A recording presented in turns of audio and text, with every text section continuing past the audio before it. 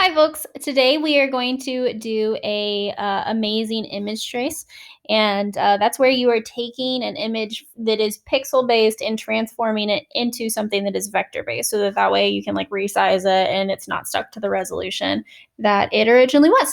So it's a pretty fun tool to be able to use, and definitely one of the most useful features in Illustrator. So let's look at how to do that. First things first, you're going to want to find your image. There are two things that you need to keep in mind when you're looking at your image. One, if it has poor resolution, like it's only like 100 pixels or something like that, you're not going to get the same kind of quality detail that you might if you were looking at something with a higher resolution. So there's number one. Number two, when we go to take this into our program, we're probably either going to want it to have a transparent background or a solid white background that we can get rid of later, so that way when we move it around, it doesn't have this like boxy frame that we have to deal with all the time. So keep that in mind. For the sake of this video, I am going to choose this 90s CD player that I used to have when I was younger to show you how to get rid of that white background. So once it's found, I'm going to go and copy the image and then move over to Illustrator, move my face. And then this time we're going to do the Illustrator part on this side of the canvas. So pasting that into Illustrator, just Command V. Illustrator also, once you paste an image in, does a couple of things you need to know about. So if you just pull from the corner, it does not hold its dimensions. But if you are making sure to hold down the Shift button and then pull, it will hold its dimensions, which is good. Good for us to know how to not stretch out our images and make them look funky. And then it also will have all of this up here. Illustrator is not meant to edit photos, but it does have these options in case you want to try.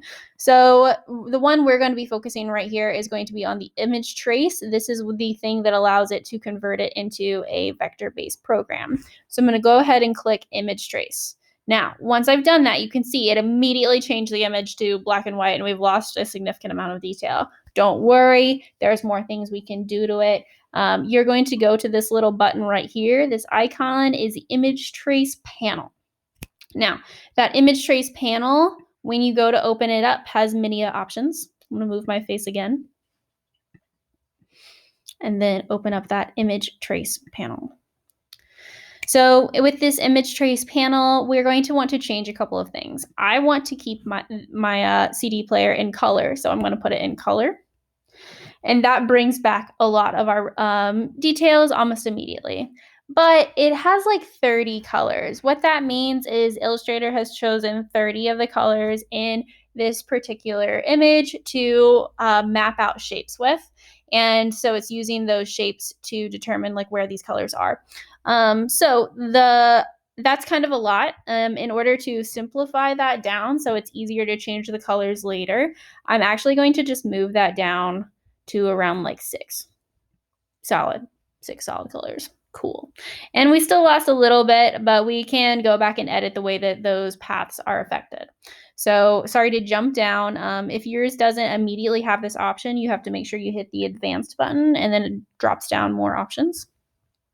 I am going to go ahead and hit the snap curve lines.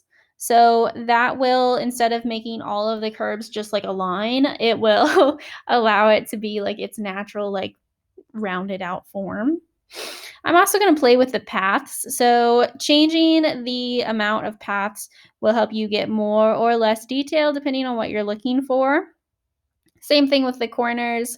Less corners is usually a little bit less detailed, but it allows it to be a little bit more rounded out. The noise is another feature that you can change to possibly get the amount of detail that you want. I think I'm happy with that. Yeah, that looks good. And the last thing I'm going to do is hit this ignore white button. So when I click this button, ignore white, it will get rid of all of the white space. Now there's definitely some things that it like missed, but this is its first initial pass of the way that it's looking through this. So it got rid of all of that background information. The next thing that I'm going to want to do on this is make sure I unclick the preview button. So when I unclick the preview button, it'll still allow you to make changes, but you won't be able to see them at first. But what it does do when you unclick the preview button, it's like allowing you to allow it to officially trace. So right now it's not all the way done until you hit that trace button. Okay. So once you've hit that trace button, it should be good to go. Okay. I'm going to exit out of this panel now. But we are not done. So my CD player was purple. Maybe you want to change the color of your item to better match the color scheme or things like that. Maybe you want multiple different colored things. This is how you do that portion of it. We're going to, now that we have traced it, you have to do it after you've traced it, hit this expand. So it says convert here. It says convert tracing objects into paths. So each of those shapes that are made by those individual colors then become paths. So they're now going to become that vector-based mathematical equation. And now that we hit this expand button, once we do that, it's going to show us where those are, which is nice because it will then allow us to change them. The next step is a little bit awkward. So you have to double click and then it kind of puts this filter over everything. So I'll do that again so you can see. I'm going to just double click on my item, double click. And then once you're here, you can see as I hover over these individual pieces, they're like highlighting the individual shapes. And it also has a gray filter. Remember, my background was black. So the fact that I'm seeing it in grays means I'm in an isolated mode. If you're curious about this, it actually will tell you down at the bottom in the layers section that when you double click on something, when you're in an isolated mode, so that way you know in case you already have a gray background or something like that. The next thing that I'm going to want to do is I'm going to want to click on specific shapes. So I am going to zoom in so we can see this a little bit better. I'm going to want to click on specific shapes so that way I can change the colors of those specific shapes. So I'm going to start off with just this magenta color here. And you can see once I've clicked on the individual shape that it has a box that goes around it. This box tells me you're looking at just this one thing. You have just this one thing selected. Now I want to change all of the magentas at the same time that are the same color. So I'm going to click this, hold down the shift button, click this magenta, and also this one over here. And I think that those are, there's maybe like one tiny one over there. Those are the only shapes that I'm currently seeing that are in that same color family. Okay. Now you have two options. You can go up to this over here to see the like preset swatches that they give you, or you can pick your own color. So when you do that, you can double click on the color option over here and it will pop up with that same color selector that you're used to seeing in Photoshop. So like I said, mine's purple. So I'm going to move my bar down to purple. Happy with that purple. So maybe a little bit more on the peak side. There we go. Click that, change the color.